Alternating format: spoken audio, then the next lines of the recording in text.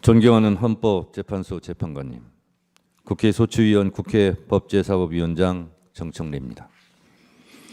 대한민국의 운명을 좌우할 현직 대통령에 대한 탄핵 사건을 심리하시는 동안 그 역사적 중압감에 얼마나 노후가 많으셨습니까? 민주주의와 헌법 수호에 대한 열정으로 일관해 오신 재판관님들의 노고와 헌신에 국민의 한 사람으로서 경의를 표합니다. 대한민국 민주주의와 국가 발전을 위하여 피청구인 윤석열은 파면되어야 합니다. 12.3 내란의 밤, 전 국민이 TV 생중계를 통해 국회를 침탈한 무장한 계엄군들의 폭력 행위를 지켜보았습니다. 하늘도 알고 땅도 압니다. 하늘은 계엄군의 헬리콥터 굉음을 똑똑히 들었고 땅은 무장한 계엄군의 군합발을 보았습니다. 호수 위에 떠있는 달 그림자도 목격자입니다. 전 국민이 목격자고 전 세계 외신들도 한국의 비상계엄 친위 쿠데타를 실시간으로 타전했습니다. 내란 우두머리 피의자 윤석열을 파면해야 될 필요하고도 충분한 조건은 이미 성숙되었습니다. 대한민국 5천만 국민이 생각이 다 같을 수 없습니다. 남녀가 다르고 태어난 일시가 다르고 태어난 지역과 환경과 문화도 다릅니다. 그래서 생각도 다르고 의견도 주장도 다릅니다. 그러나 다른 것과 틀린 것은 구별되어야 합니다. 내 생각과 다르다고 다른 사람이 틀린 것이 아닙니다. 내 생각과 다르다고 차별해서는 안 됩니다. 정치적 견해가 다르다고 혐오, 멸칭하고 탄압해서도 안 됩니다. 더군다나 권력을 악용해 상대방을 탄압, 제거, 수거 대상으로 삼아서는 안 됩니다. 한 사람이 천하고 우주라 했습니다. 밤하늘에 떠 있는 별처럼 국민 한 사람 한 사람은 다 존중받아야 합니다. 이것이 헌법 제10조 모든 국민은 인간으로서의 존엄과 가치를 가지며 행복을 추구할 권리를 가진다. 국가는 개인이 가지는 불가침의 기본적 인권을 확인하고 이를 보장할 의무를 진다는 헌법의 기본권 조항들을 관통하는 근본 원칙입니다. 대한민국은 국민 주권 영토로 구성되어 있습니다. 국민이 곧 국가입니다. 국민은 국가를 사랑하고 국가는 국민의 생명과 재산, 안전을 보장해야 합니다. 국민은 국가를 사랑하기에 애국가를 부르고 국기에 대한 맹세를 합니다. 대한민국 국민들은 생각이 달라도 애국가와 태극기를 사랑합니다. 국가를 위하여 개인을 희생하면서 헌신 봉사하는 애국심은 대한민국 국민이 1등입니다. 대한민국 국민은 나라를 사랑합니다. 임진왜란, 일제강점기, 한국전쟁, 군부 독재로부터 나라를 지킨 것도 국민이고 나라를 발전시킨 것도 국민입니다.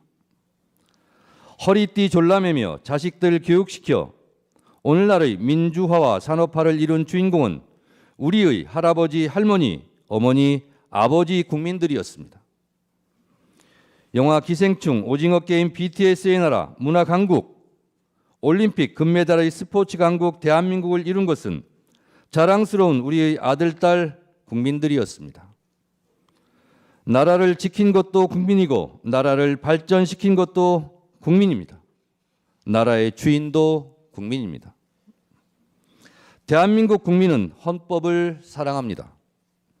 헌법은 생각과 주장, 의견이 다를 때 대한민국은 이 방향으로 가자고 결정해 놓은 대국민 합의 문서입니다.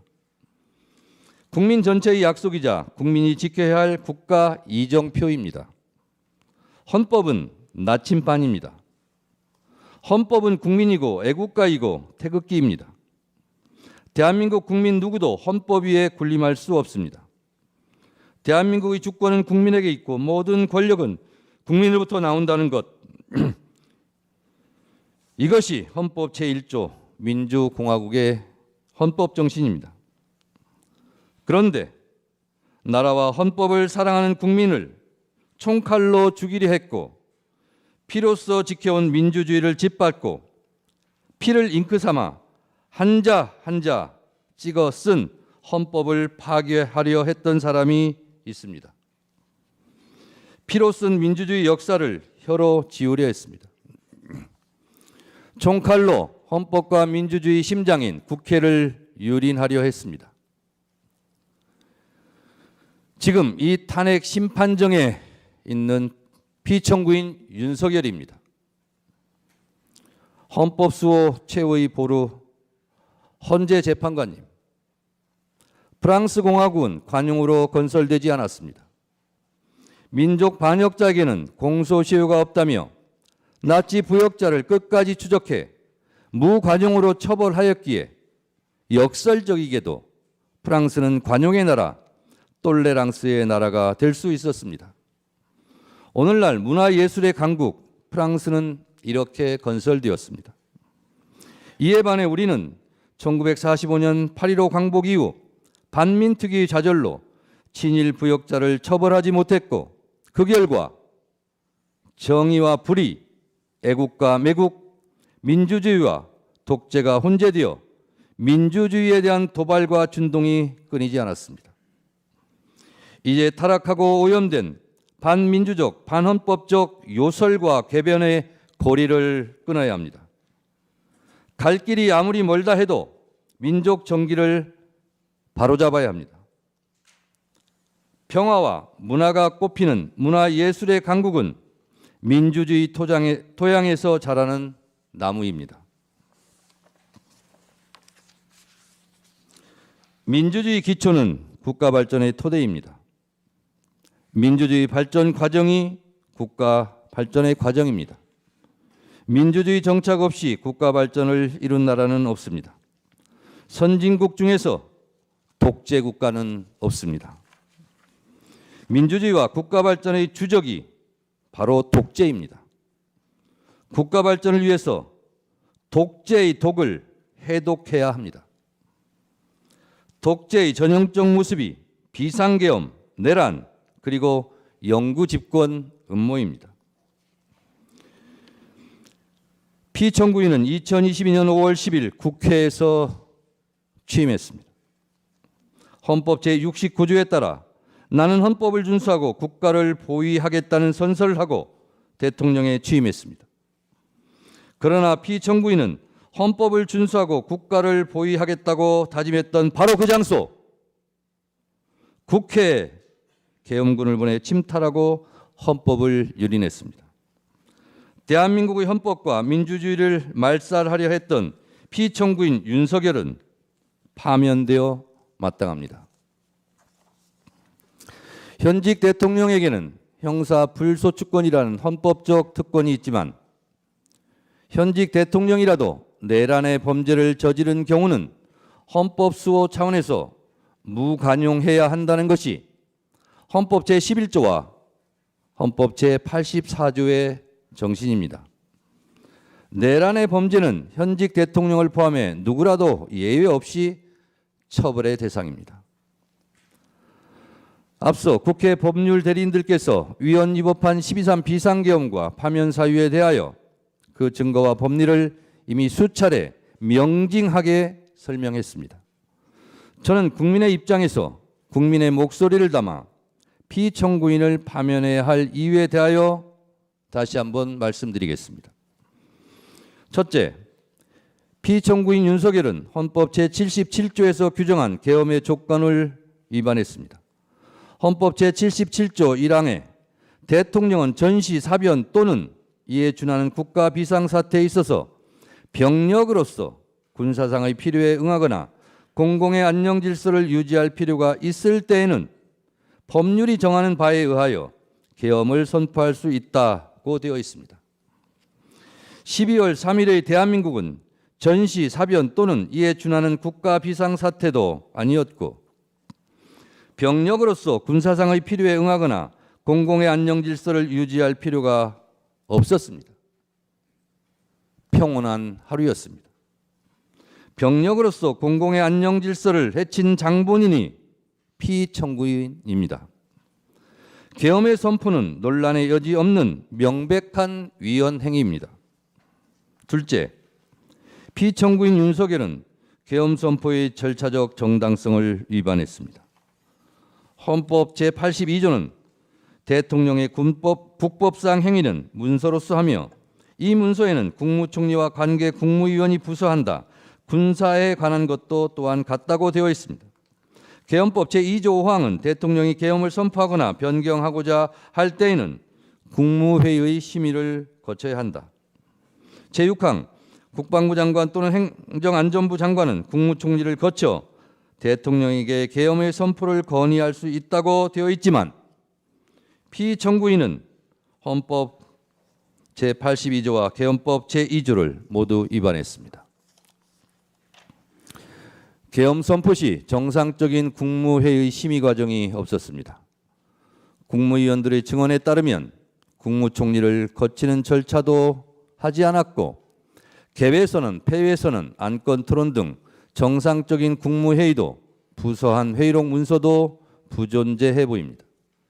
피청구인을 파면해야 할 뚜렷한 증거이자 이유입니다. 셋째, 피청구인 윤석열은 비상계엄을 해제할 유일한 권한이 있는 국회를 침탈했습니다. 헌법 제77조 제5항에는 국회가 제적의원 과반수의 찬성으로 계엄의 해제를 요구한 때에는 대통령은 이를 해제하여야 한다고 되어 있습니다. 비상계엄을 해제할 수 있는 유일한 곳은 유일하게 국회입니다. 이런 국회의 권한과 권능을 강압에 의하여 방해하려고 국회를 무장병력으로 통제, 봉쇄하려 했습니다. 이는 형법 제87조, 형법 제91조에서 규정한 내란의 죄를 위반한 명백한 국헌문란 내란 행위입니다. 국회 질서 응원하지만 국회는 국회 자체 내 질서 유지 시스템이 있습니다. 국회 유리창을 깨부수고 난입한 것은 질서 유지가 아니라 억압이고 폭력입니다. 국회 질서를 문란케 한 것은 다름 아닌 피청구인 윤석열 본인입니다. 넷째, 피청구인은 위헌위법적 포고령을 발표했습니다. 계엄 포고령 1항, 국회와 지방의회, 정당의 활동과 정치적 결사, 집회, 시위 등 일체의 정치 활동을 금한다는 것은 헌법 제77조 제3항을 정면으로 위반했습니다. 설령 합법적 계엄이더라도 국회에 관해서는 어떠한 특별한 조치를 할 수 없게 되어 있습니다. 다섯째, 계엄군이 중앙선관위를 침탈한 것도 사법부의 주요한 인사를 체포, 구금하려 했던 것도 모두 헌법과 법률을 위배했습니다. 사법권 독립을 정면으로 위반했을 뿐만 아니라 헌법의 삼권 분립 정신에도 위배됩니다. 이것은 헌법 제77조 제3항, 헌법 제114조, 헌법 제105조, 헌법 제106조, 헌법기관의 독립성 정신을 위반했고 형법 제91조, 헌법기관을 강압에 의하여 전복 또는 그 권능 행사를 불가능하게 하는 것으로 규정한 국헌문란 목적 내란죄에 해당합니다.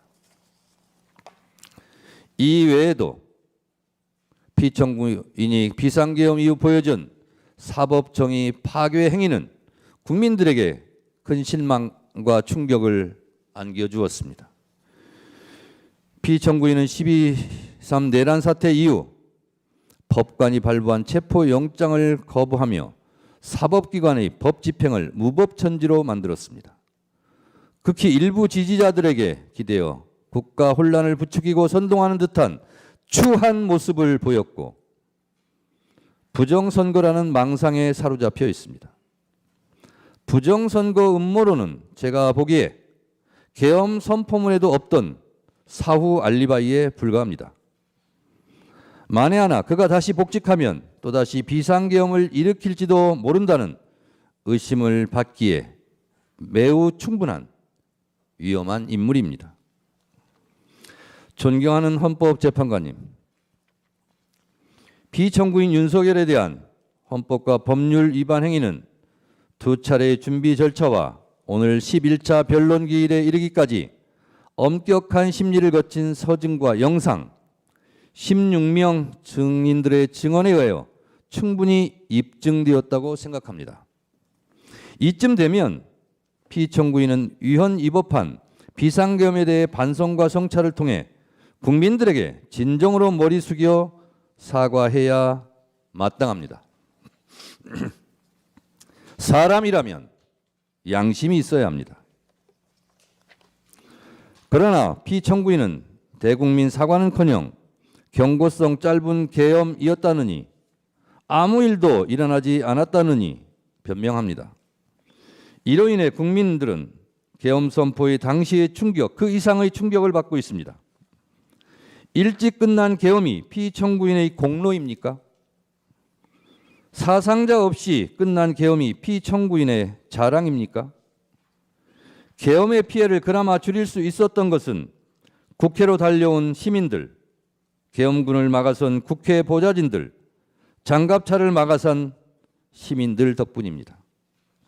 본인도 실토했듯이 명백한 불법 명령에 소극적으로 저항했던 군인, 계엄 해제를 위해 목숨 걸고 담을 넘었던 국회의원들의 합작품입니다.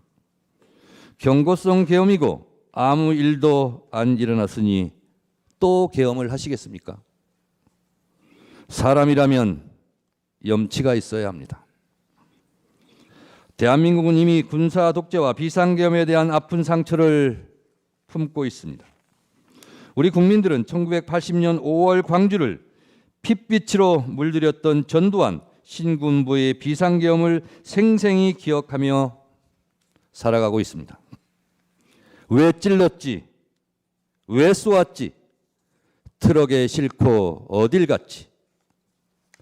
망월동에 부릅뜬 눈으로 대한민국의 민주주의를 지켜보고 있습니다. 이 광주 학살의 상흔과 그 정신들이 45년 후 내란의 밤 국회를 지켜주었습니다. 노벨문학상 수상자 한강 작가의 말처럼 과거가 현재를 도왔고 죽은 자가 산자를 구했습니다. 민주헌법 지킴이 헌재 재판관님, 피청구인은 비상계엄 긴급 담화문에서 국회는 범죄자 집단의 소굴이 되었고 자유민주주의 체제 전복을 기도하고 있고 국회가 자유민주주의 체제를 붕괴시키는 괴물이 된 것 같다. 대한민국이 당장 무너져도 이상하지 않을 정도 풍전등화의 운명에 처해 있다.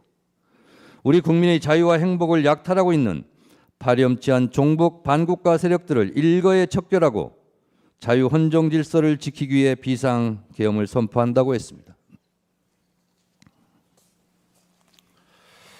피청구인에게 묻고 싶습니다.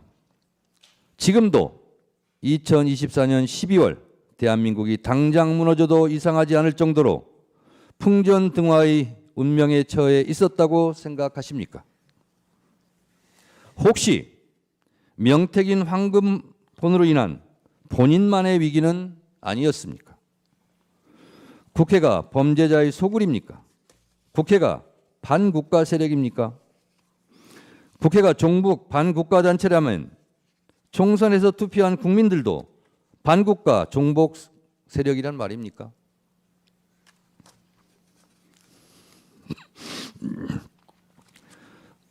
국가 예산 편성권은 행정부에 있고 예산 심의 의결권은 국회의 권한입니다. 용처를 소명하지 못해 국민 혈세 낭비로 지목되었던 검찰 특수활동비를 삭감했다고 계엄을 한다면 과학기술 분야 R&D 예산을 대폭 삭감한 피청구인은 누가 응징해야 합니까? 1%도 되지 않는 국가 예산을 깎았다고 비상계엄을 한다면 매년 비상계엄을 해야 하는데 헌재에서 탄핵이 기각되면 또 비상계엄을 할 작정입니까? 위헌 위법한 고위직 공무원들을 탄핵할 권한은 국회에 있습니다. 국회의 엄연한 합법적 탄핵 권한을 말씀하시는데 피청구인도 국회의 권한에 따라 탄핵되었고 법률적 절차에 따라 지금 이곳에서 탄핵 심판을 받고 있습니다. 피청구인 역시 헌법과 법률에 따라 20여 차례나 거부권을 행사했지 않습니까? 김건희 특검법, 최혜병 특검법 등 본인과 아내에 대한 이해 충돌이 있는 법안도 다 거부권을 행사하지 않았습니까? 국회도 대통령도 헌법과 법률에 따라 각자 권한을 행사한 것입니다. 국가기관은 헌법과 법률이 테두리 안에서 권한을 합법적으로 행사해야 합니다. 내 마음에 들지 않는다고 헌법과 법률을 깡그리 무시하고 반헌법적 내란을 획책합니까? 내 마음에 들지 않는다고 국민과 헌법에게 주먹질을 하고 린치하면 되겠습니까? 피청구인은 여야 합의가 되지 않아 거부권을 행사한다고 했습니다.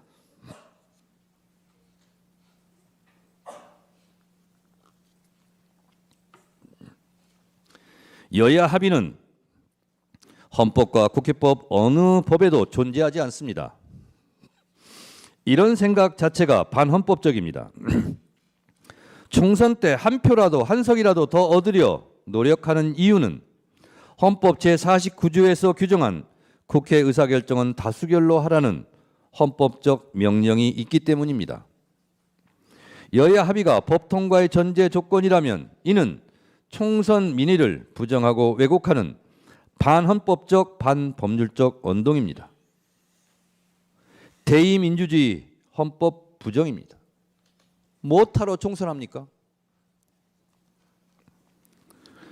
존경하는 재판관님, 피청구인은 경고성 계엄이고 아무 일도 일어나지 않았다고 가상현실에 있는 사람처럼 말합니다. 본인은 체포 지시를 하지 않았다며 전 국정원 홍장원 1차장과 전 곽종근 특전사령관의 공작이라고 주장합니다. 누구보다 피청구인에게 충직했던 두 사람이 무슨 이유로 피청구인을 모함한다는 말입니까? 피청구인으로부터 직접 지시를 들은 사람이 두 사람만의 증언도 아닌데 들은 사람들 모두 공작에 가담했다는 것입니까? 이게 가능합니까?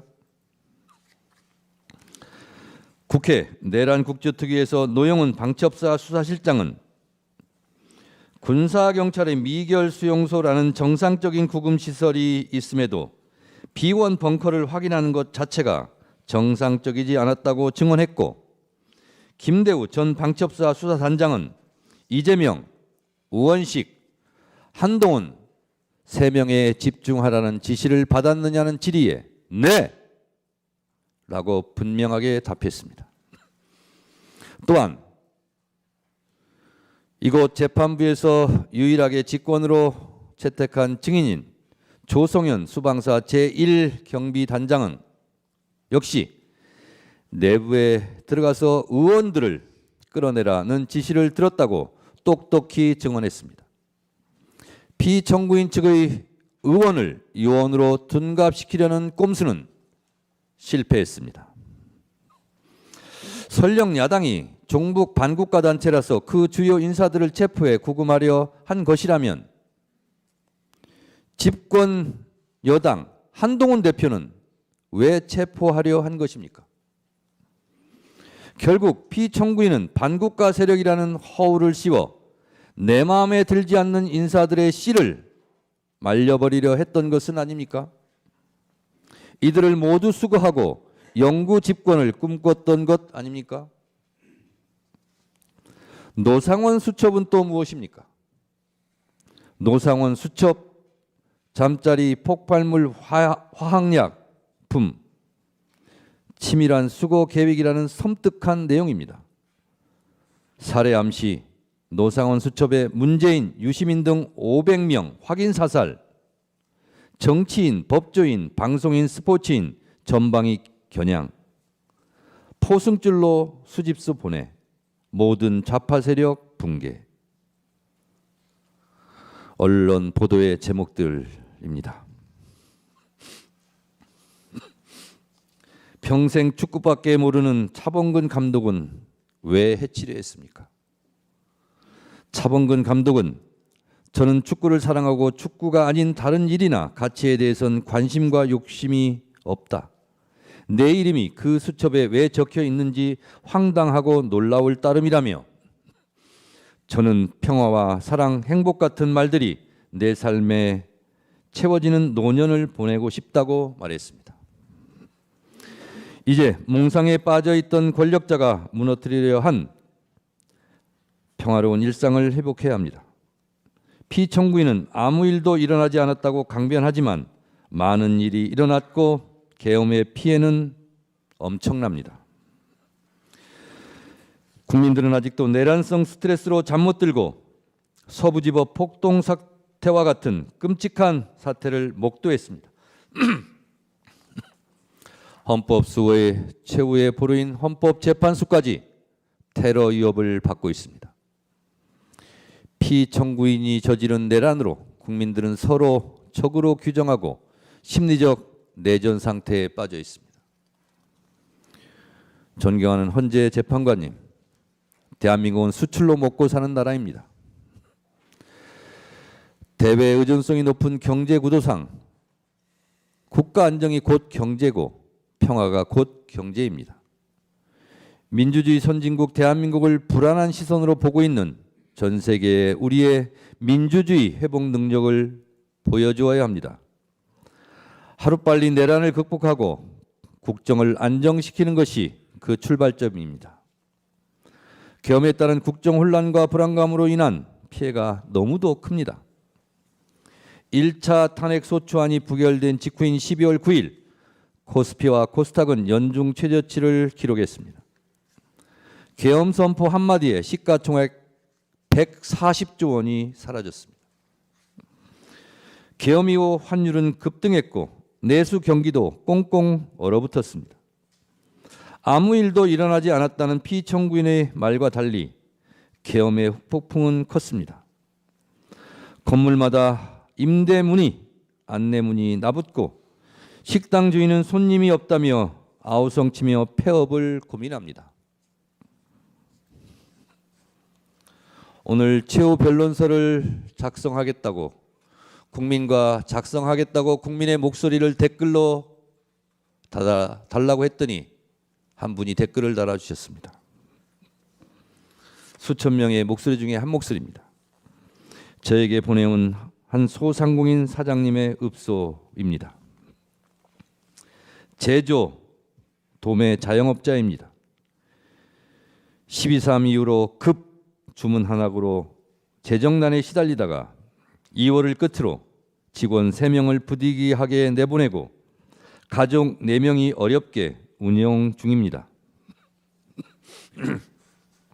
지난 1년 동안 워낙 어려워도 직원들 월급은 마이너스 통장으로 어찌어찌 채워졌는데 계엄 이후로는 IMF보다 심각한 것 같아요. 50년 동안 지켜봤던 공장 문 닫게 생겼습니다. 이것이 고통스러운 국민들의 목소리입니다. 국익 추구가 최종 목표인 외교적 피해가 막심합니다. 미국 정부는 비상계엄 발표가 미국 정부의 사전에 통보되지 않았다는 점에서 당혹과 우려를 표했습니다. 트럼프 행정부와의 초기 정상외교 골든타임을 놓쳤습니다. 2024년 12월로 예정되었던 일본 나카타니겐 방위 대신의 방안, 2025년 연초로 예정되었던 이시바 시게루 일본 총리의 방안이 취소되었습니다. EU와 유럽 국가들은 한국의 민주주의 훼손에 대하여 우려를 표하고 있고 스웨덴 총리 방안이 취소되고 2025년 상반기로 예정되어 있던 마크롱 프랑스 대통령의 방안도 연기되는 등 국격 실추에 따른 피해가 너무도 큽니다. 존경하는 재판관님, 비상계엄 이후 가장 큰 피해를 입은 곳은 대한민국 국군입니다. 군부 독재의 폐해를 되풀이하지 않기 위하여 우리 헌법 제87조는 군인은 현역을 면한 후가 아니면 국무위원으로 임명될 수 없다고 규정해 군의 정치적 중립을 선언하고 있습니다. 그러나 피청구인의 사적인 목적 달성을 위해 계엄군으로 동원된 군은 자신들이 지켜야 할 국민들에게 총뿌리를 겨누었다는 오명을 쓰게 되었습니다. 실추된 군의 명예를 되살려 이들이 다시 나라와 국민을 지킨다는 자긍심으로 복무할 수 있도록 해야 합니다. 그 출발점은 군의 존재 이유를 허물어뜨린 피청구인에게 응분의 책임을 묻는 것이 되어야 합니다.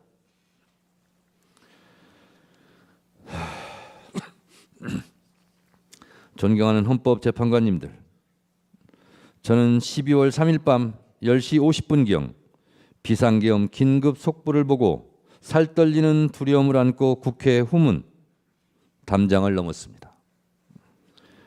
계엄군이 먼저 진을 치고 있다가 체포 연행하지는 않을지 두려웠습니다.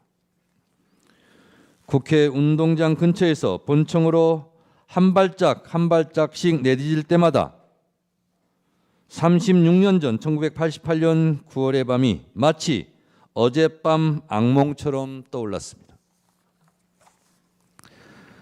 새벽 1시 안기부에 잡혀 지금도 알 수 없는 서울 을지로 어디매쯤 한 호텔로 끌려가 수건으로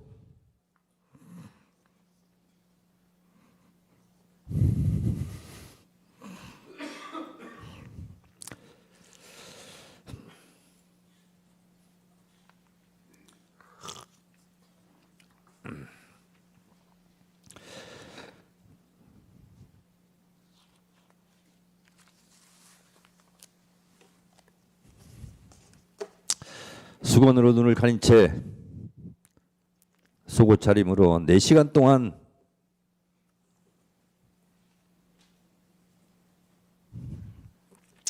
주먹질, 발길질로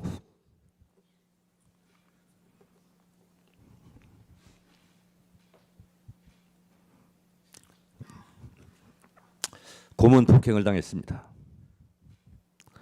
살아있음이 고통이었습니다. 언론에 보도된 노상원 수첩대로 시행되었다면 수많은 사람들이 죽음을 피하지 못했을 것입니다. 존경하는 재판관님, 대한민국은 세계가 놀랄 만큼 한국 현대사 100년 동안 왕조 국가에서 민주주의 국가로, 원조를 받던 나라에서 원조를 해주는 나라로, 문화예술의 강국으로 발전해 왔습니다. 지금 이 시각에도 코리안 드림을 꿈꾸며 지구촌 곳곳 한국어 학당에서 한국어를 배우려는 사람들이 줄을 서고 있습니다. 정치, 경제, 외교적으로도 대한민국은 유수의 민주주의 선진국이 되었고 군사적으로도 세계 6위의 강대국이 되었습니다. 백범 김구 선생이 꿈꾸었던 문화가 꽃피는 나라가 되었습니다. 우리 국민들은 그동안 외국의 어떤 나라도 북한도 감히 흔들 수 없는 나라라고 자부해 왔습니다. 이런 자랑스러운 나라에서 현직 대통령에 의해서 국회가 계엄군에 의해 침탈당하고 정적을 제거하기 위해 친위 쿠데타를 일으키는 끔찍한 일이 생길 줄은 꿈에도 상상할 수 없었습니다. 피청구인 윤석열은 지금도 비상계엄이 고도의 통치 행위라며 반성과 성찰을 거부한 채 계엄과 내란을 정당화시키는 궤변과 요소를 늘어놓고 있습니다. 그를 파면함으로써 하루빨리 대한민국을 정상으로 돌려놓아야 합니다. 존경하는 헌법재판관님, 헌법재판소는 헌법수호의 최후의 보루이며 국민주권을 지키는 마지막 방파제입니다. 피청구인의 반헌법적 내란 행위는 민주주의 근간을 뒤흔드는 중대한 위헌적 시도였으며 국민의 자유와 권리를 본질적으로 침해하는 반헌법적 도발이었습니다. 피청구인은 군 통수권자로 부여받은 막강한 권한을 남용하여 군과 경찰을 사유하는 중대한 위헌 행위를 저질렀습니다. 아직도 부정선거 음모론의 포로가 되어 총선 결과로 구성된 국회를 부정하고 있습니다. 탄핵이 기각되면 국정을 어떻게 이끌어 가겠다는 등 허무맹랑한 변명과 시건을 잠시 후에 들을지도 할지도 모르겠습니다.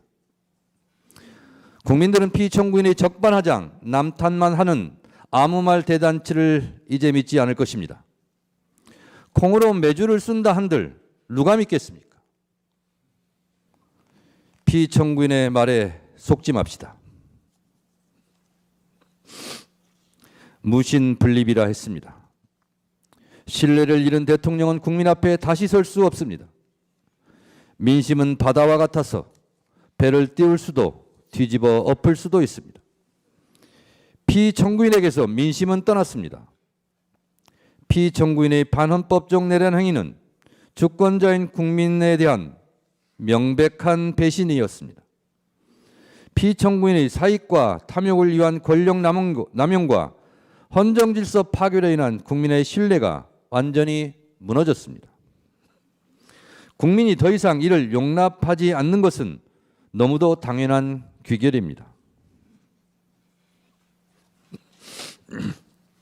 피청구인을 파면하는 것은 대통령이라는 최고 권력자에게 헌법을 준수할 의무를 다시금 상기시키고 헌법의 적으로부터 헌법을 수호하는 일입니다. 헌법을 파괴한 행위에 대해서는 예외 없이 단호하게 대처한다는 것이 헌법의 준엄한 명령입니다. 민주주의 적은 민주주의로 물리치고 헌법의 적은 헌법으로 물리쳐야 합니다. 대통령의 탄핵은 결코 가볍게 결정되어서는 안 되지만 헌법과 법률이 정한 요건이 충족되고 헌법 질서를 지키기 위한 불가피한 선택이라면 이는 반드시 이루어져야 합니다. 지금 우리에게 필요한 것은 헌법 위에 군림하려는 무소불위의 왕이 아니라 절제 권력자도 잘못하면 벌을 받는다는 일반 상식입니다. 대통령에 대한 파면 결정은 사적 감정의 정치 보복이나 정치적 공격이 아니라 오직 헌법과 법치주의를 회복하기 위한 헌법 수호자의 결단입니다. 피청구인 윤석열에 대한 파면 결정은 대한민국 민주주의 놀라운 회복력을 보여주는 동시에 대한민국 헌법이 살아있고 현실에서 작동하는 실질 규범이라는 점을 보여주는 역사의 기록이 될 것입니다. 존경하는 헌법재판관님, 피청구인은 이제 대한민국의 대통령직을 유지할 자격이 없습니다. 국민들 마음속의 대통령이 아닙니다. 우리 국민은 헌법의 적은 헌법으로 막았습니다. 민주주의 적도 민주주의로 지켜냈습니다. 대통령 윤석열을 파면함으로써 헌법 수호의 의지를 보여주시기 바랍니다. 피청구인에 대한 파면으로 얻을 국가적 이익이 압도적으로 큽니다. 필연은 우연의 옷을 입고 나타난다고 했습니다. 비상계엄이 몽상가의 우연한 돌출 행동이었다면 내란 극복은 국민들이 이뤄낸 필연입니다. 그 필연이 대한민국 민주주의 저력입니다. 내란 극복은 나라를 사랑하는 국민들의 민주주의에 대한 필연적 본능과 자구책, 한 땀 한 땀 노력의 결과였습니다. 이제 내란을 극복하고 국정을 안정시켜 미래로 나가야 합니다. 더 좋은 민주주의, 더 넓은 민주주의 광장에서 K민주주의가 만발하고 빛의 혁명으로 국민적 에너지를 한데 모아 골고루 잘 사는 나라, 잠시 멈춘 외교 안보 국방이 튼튼한 나라, 평화로운 한반도, 경제와 문화예술이 함께 발전하는 코리안 드림을 국민과 함께 꿈꾸며 다시 전진합시다. 피청구인의 비이성적 반역사적 비상계엄은 일어나지 말았어야 할 비현실적 망동이었지만 하느님이 보호하사 우리나라 만세입니다. 헌법과 나라를 사랑하는 국민들이 애국가를 자랑스럽게 부를 수 있도록 민주주의와 헌법 수호를 위하여 피청구인 윤석열을 하루라도 빨리 신속하게 만장일치로 파면해 주시기 바랍니다. 동해물과 백두산이 마르고 닳도록 하나님이 보호하사 우리나라 만세. 무궁화 삼천리 화려강산 대한사람 대안으로 길이 보전하세. 최후 변론의 끝을 영상으로 마무리하겠습니다. 경청해 주셔서 감사합니다.